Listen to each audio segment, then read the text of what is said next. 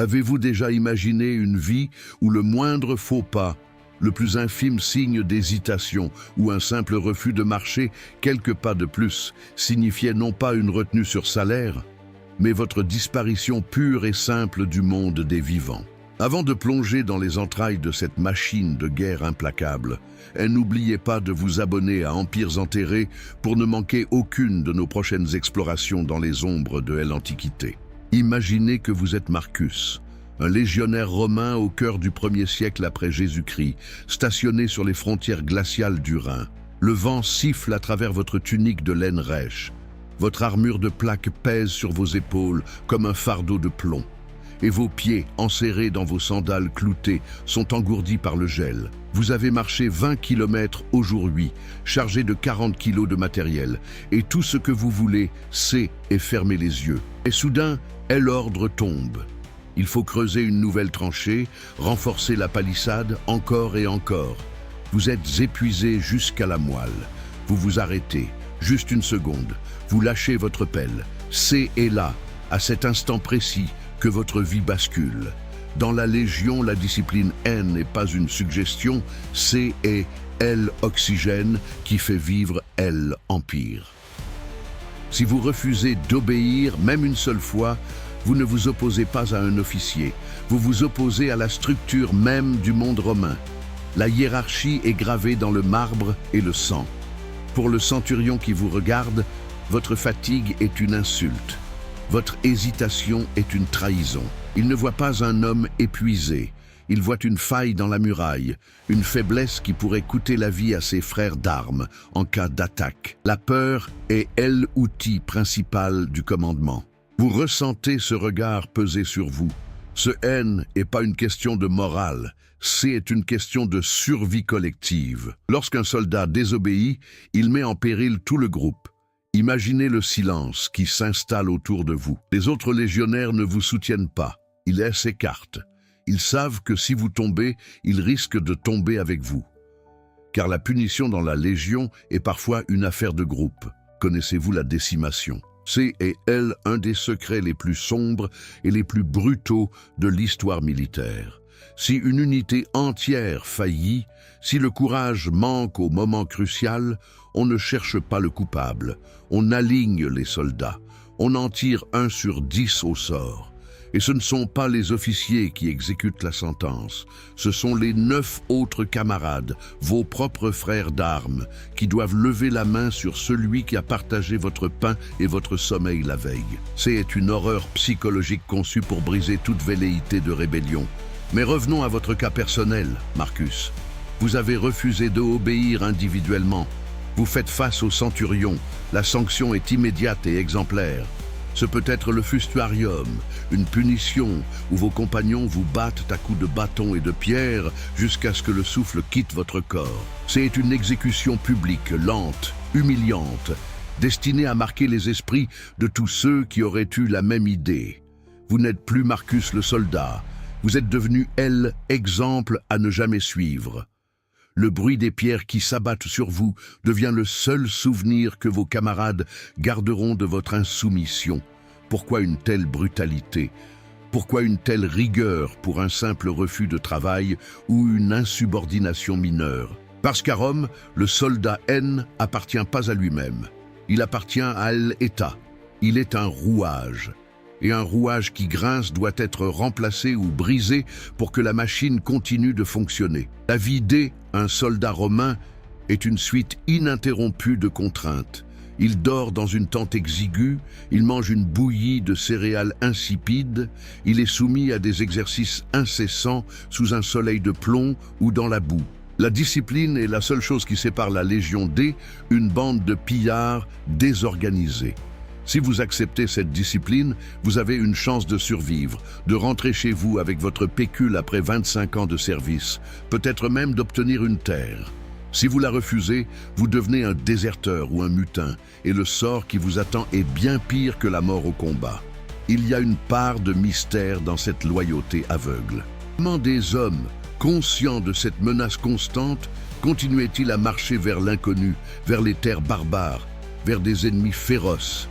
C'est et parce que la peur de la punition est contrebalancée par la fierté d'appartenir à la Légion, cette entité invincible. Le soldat romain sait qu'il fait partie de quelque chose qui le dépasse. Chaque mouvement, chaque geste, chaque ordre exécuté sans discuter renforce ce sentiment de invincibilité. Mais cette fierté a un prix exorbitant. À chaque instant, Marcus sent le poids de l'épée du centurion au-dessus de sa tête. Il sait que son honneur est lié à sa capacité à sacrifier son individualité. Il n'y a pas de place pour le doute dans les rangs. Une hésitation lors d'une manœuvre peut ouvrir une brèche. Un refus de obéir lors d'une patrouille peut laisser une embuscade se refermer. La survie de chacun dépend de l'obéissance absolue de tous. Est une pression mentale écrasante. Imaginez vivre chaque jour avec cette épée de Damoclès. Chaque lever de soleil est une épreuve physique, chaque coucher de soleil un soulagement. Mais seulement il est accompagné de la satisfaction du devoir accompli. Si vous avez le malheur de laisser transparaître votre fatigue ou votre désaccord, le regard du centurion change. Ce N est plus un regard de chef, C est un regard de bourreau qui évalue si vous êtes encore utile, ou S, il faut vous éliminer pour maintenir la cohésion. La punition N n'est pas seulement physique, elle est sociale. Un soldat sanctionné pour insubordination devient un paria. Ses camarades, elles, évitent, non par méchanceté pure, mais parce qu'être associé à un rebelle est dangereux. La honte est une arme redoutable. Vous perdez votre place dans le groupe, ce qui, dans la vie rude d'une légion, équivaut presque à une condamnation à mort. Les autorités romaines savaient parfaitement comment manipuler ces dynamiques de groupe. Elles n'avaient pas besoin de surveiller chaque soldat individuellement si elles parvenaient à faire en sorte que les soldats se surveillent entre eux. La peur de la punition collective était souvent plus efficace que la menace de la punition individuelle. C'est là toute la perversité et le génie de l'organisation militaire romaine. Elle transforme homme libre en un instrument de conquête dépouillé de sa personnalité et de ses doutes. Marcus a appris à ses dépens. Ce jour-là, en refusant d'obéir à cet ordre absurde, il a ouvert une porte qu'il ne pourra jamais refermer. Le centurion n'a pas crié, il n'en a pas menacé. Il a simplement fait un signe de la main et les autres ont cessé de travailler pour le regarder. Ce silence était bien pire que n'importe quel cri. Était le silence de la sentence prononcée. Marcus a compris trop tard que dans cet empire, on ne demande pas pourquoi, on exécute, on ne discute pas, on marche. On ne se repose pas quand on est épuisé. On se repose quand la mission est accomplie ou quand on est mort. La réalité de la guerre antique est bien loin des récits héroïques et des statues de marbre que nous voyons dans les musées. Elle est faite de sueur, de sang, de peur et de cette discipline brutale qui transforme des citoyens en machines. Quand vous regardez les ruines des camps romains, les restes des fortifications, ne voyez pas seulement de la pierre. Voyez la contrainte, voyez le sacrifice. Voyez ces milliers de Marcus qui, pour la plupart, ont obéi jusqu'à leur dernier souffle, non par idéal, mais par cette peur viscérale de ce qui arrivait en cas de refus. La question que, on doit se poser n'est pas pourquoi ils obéissaient, mais comment ils ont pu tenir aussi longtemps sous une telle pression. La réponse est sans doute qu'ils n'avaient pas le choix, qu'ils étaient pris dans un système dont ils ne pouvaient échapper sans tout perdre, y compris leur vie. Le soldat romain est une figure double. D'un côté, le conquérant discipliné, bâtisseur d'empire, et de l'autre, homme brisé, vivant dans la terreur constante de ses propres chefs. est cette dualité qui rend leur histoire si fascinante et si terrifiante à la fois. Chaque détail, du poids du bouclier au tranchant du glaive, était conçu pour servir le système. Même le repos était régi par des règles strictes. Si vous étiez surpris à dormir à votre poste de garde, la peine était souvent la mort, sans autre forme de procès. Le message était clair. Votre vie ne vaut rien par rapport à la sécurité de l'unité. C'est une leçon brutale, mais elle explique pourquoi Rome a pu dominer le monde méditerranéen pendant des siècles. Le N n'était pas seulement par la force des armes, mais par cette capacité à soumettre l'individu à une discipline collective inflexible. Et pourtant, au milieu de cette rigueur, on trouve des traces de humanité, des graffitis sur les murs des casernements, des lettres envoyées à la famille, des petits objets personnels qui montrent que sous l'armure, il y avait bien un homme avec ses peurs, ses espoirs et son besoin de connexion. Marcus, malgré la dureté de son quotidien, essayait de conserver une part de lui-même, une petite étincelle qui ne lui appartenait qu'à lui. Mais cette étincelle était aussi son plus grand danger. Dans la Légion, tout ce qui est personnel est une faiblesse. Tout ce qui vous distingue du groupe est une cible pour la punition.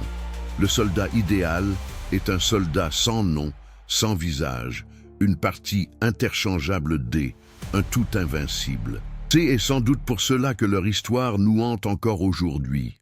Nous cherchons dans ces récits des échos de notre propre condition, de notre propre besoin d'appartenance et de notre propre peur de la répression. Nous nous demandons comment nous aurions réagi à la place de Marcus. Serions-nous restés dociles ou aurions-nous fini par briser les rangs? La réponse est inconfortable, car elle nous oblige à admettre que nous sommes peut-être plus fragiles que nous ne le pensons. La discipline romaine était une épreuve pour l'esprit autant que pour le corps.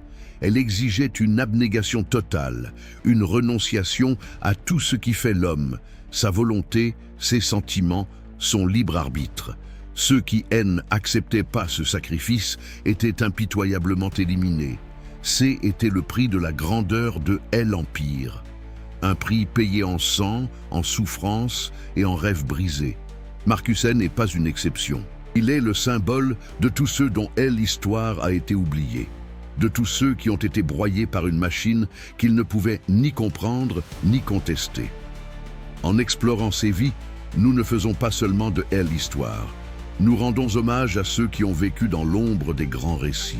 Nous révélons les secrets que les chroniqueurs ont souvent préféré ignorer au profit des conquêtes et des victoires. La réalité est beaucoup plus sombre, beaucoup plus humaine, et c'est elle qui nous permet de comprendre véritablement ce qu'était l'Empire romain, au-delà des mythes. Chaque fois que nous creusons un peu plus, nous découvrons que la force de Rome ne résidait pas seulement dans ses légions, mais dans cette capacité terrifiante à transformer l'individu en un rouage parfait. C'est une leçon qui résonne encore aujourd'hui dans notre propre société, même si le contexte a changé. La pression pour se conformer, la peur de l'exclusion, le poids de la hiérarchie, tout cela est toujours présent, même si la punition est plus le fustuarium.